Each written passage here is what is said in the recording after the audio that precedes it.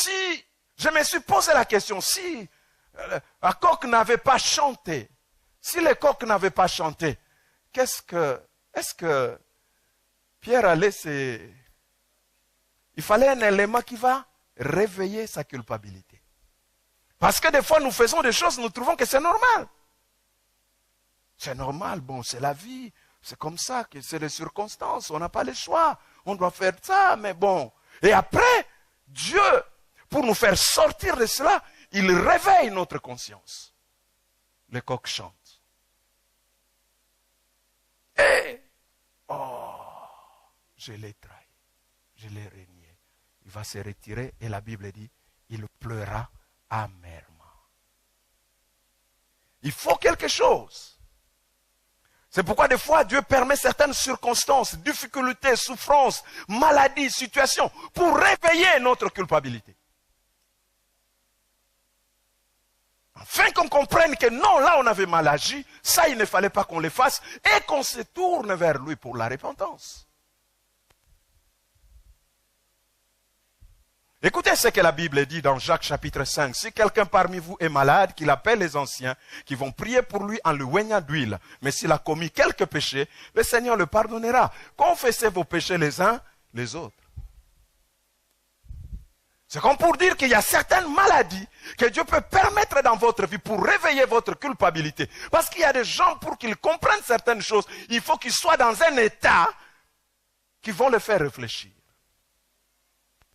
Il va faire, j'avais mal fait. Il ne fallait pas que je marche de cette façon-là. Dieu réveille sa culpabilité. Comprenez? C'est comme ça que Dieu travaille. Pour essayer de réveiller notre culpabilité. La vraie. Pour que nous réveiller. Ce matin, je peux être celui qui réveille votre culpabilité. Non pas pour la condamnation, mais pour la repentance. Parce que Dieu veut que vous reveniez sur le droit chemin, afin que les choses aussi changent dans votre vie. Dieu veut que vous changez de direction, que vous changez votre façon de vivre et d'être, pour que les choses changent. Dieu ne veut pas que vous continuiez dans ces choses. Et Dieu va réveiller. Vous essayez d'étouffer, de refuser cela. Dieu va essayer par une manière ou d'une autre, essayer de réveiller cette culpabilité. Afin de vous faire prendre conscience que ce n'est pas ça, votre situation. Amen. La culpabilité, la gestion de la culpabilité, elle est très importante. Mais bibliquement parlant, comment nous devons gérer la culpabilité? Comment nous devons gérer la culpabilité? Je dirais avant toute chose, frères et sœurs, que le refoulement de la conscience, le réflexe de la justification et le rejet de sa culpabilité sur autrui ne sont que de fausses solutions au problème de la culpabilité. La seule vraie solution, c'est d'assumer nos responsabilités en reconnaissant loyalement notre culpabilité. C'est se repentir et recevoir le pardon de Dieu. C'est se repentir et recevoir le pardon de Dieu. Et pour cela, je dis, Dieu va réveiller d'une manière ou d'une autre notre culpabilité. Bien aimé, la manière biblique de résoudre le problème de la culpabilité, la vraie culpabilité, c'est d'abord la repentance. Proverbe 28, verset 13 nous dit, « Celui qui cache ses transgressions ne prospère point, mais celui qui les avoue et le délaisse obtient miséricorde. » C'est la repentance. Malheureusement aujourd'hui, ce n'est plus le message à la mode, la repentance. Ce n'est plus le message à la mode. C'est pourquoi les gens meurent et cherchent par tous les moyens. Écoutez ce que Luc chapitre 3 nous dit Quand Jean-Baptiste est en train de baptiser les gens, les pharisiens aussi viennent pour se faire baptiser. Écoutez ce qu'il leur dit. Race de vipères, qui vous a appris à fuir le jugement à venir? Qui vous a appris à fuir le jugement à venir? En vous disant, nous avons pour père Abraham. Ne savez-vous pas que Dieu peut susciter de ces pierres des enfants à Abraham? Produisez donc des fruits dignes de la repentance. Cessez de dire que nous avons pour père Abraham. Qu'est-ce qu'il leur reproché? C'est leur hypocrisie. À la place de se repentir, et ils se mettaient à pratiquer de bonnes œuvres. Ils sont allés chercher le baptême à la place de se repentir. Comme beaucoup de gens aujourd'hui, ils cherchent la délivrance à la place de la repentance. Là où vous devez vous repentir, vous allez courir la délivrance. Pasteur, délivrez-moi. Non, repentez-vous.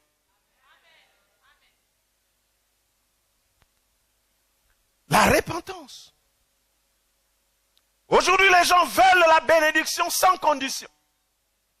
La bénédiction bon marché.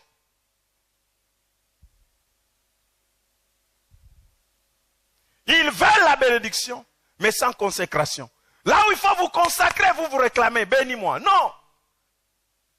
Il dit, cessez, produisez des fruits dignes de la repentance. Bien-aimé dans le Seigneur, c'est la repentance qui est la solution à toute forme de culpabilité. La vraie, c'est la repentance. Ne vous séduisez pas vous-même en essayant de pratiquer des bonnes œuvres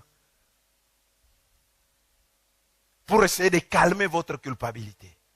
Je vais quand même chanter à la chorale. Au moins là, non, c'est la repentance.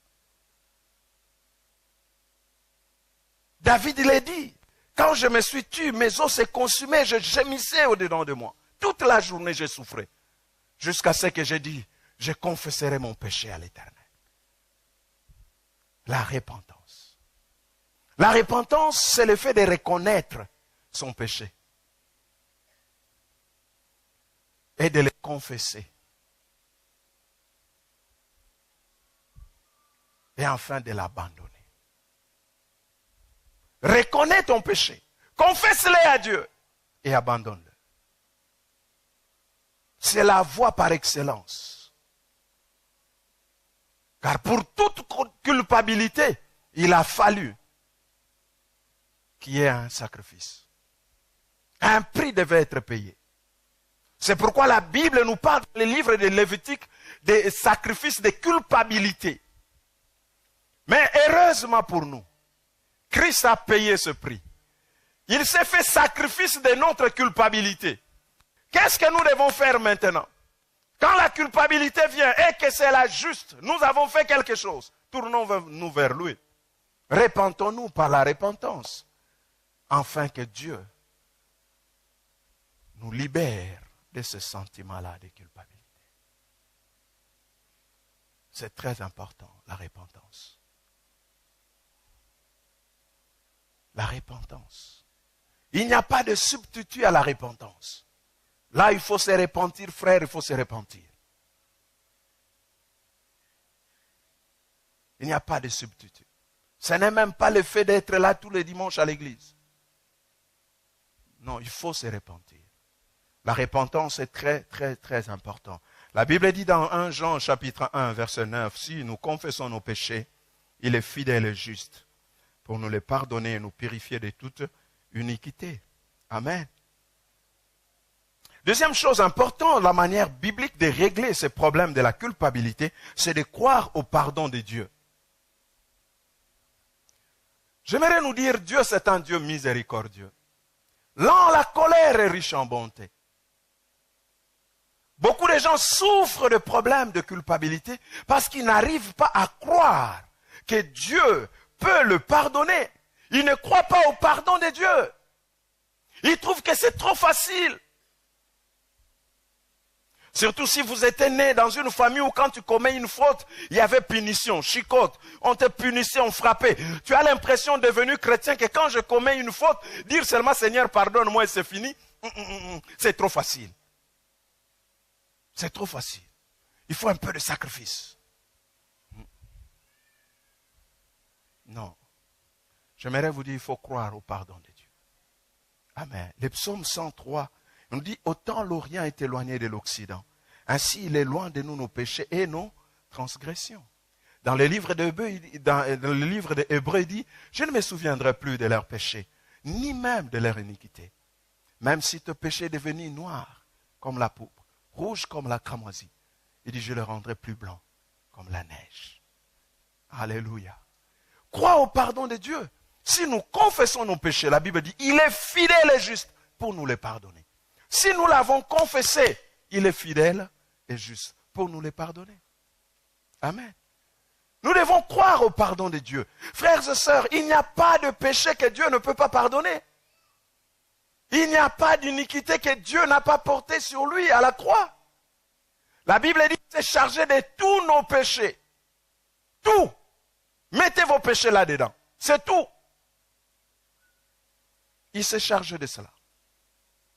Alors nous devons croire au pardon de Dieu. Il a envoyé son Fils pour que vous et moi nous soyons pardonnés. Son Fils est mort à la croix pour que vous et moi nous soyons pardonnés.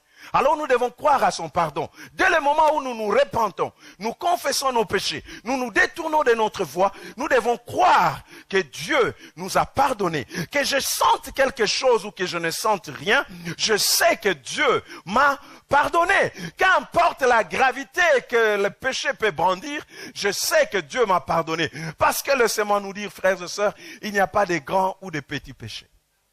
Devant Dieu, tout ce qui est péché reste péché. Qu'il soit grand ou petit, c'est un péché. Lorsqu'il est confessé, Dieu nous accorde son pardon. Il nous fait grâce de tous nos péchés. Amen. Il nous fait grâce de tous nos péchés. Croyez au pardon de Dieu. Croyez à cela. La Bible est claire.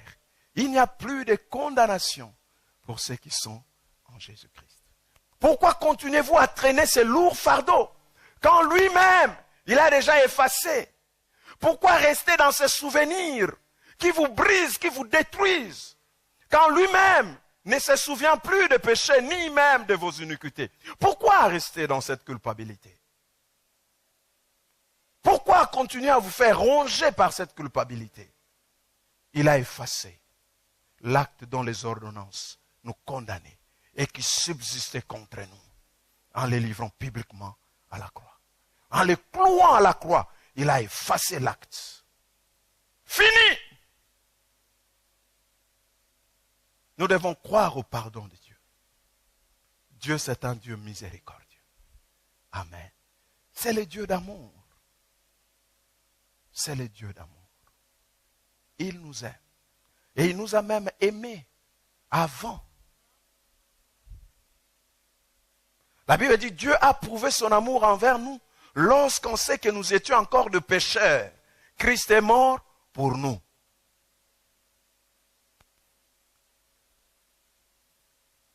Si lorsque nous étions de pécheurs, Dieu a prouvé son amour, et maintenant que nous sommes ses enfants, à combien pour forte raison? Crois au pardon de Dieu.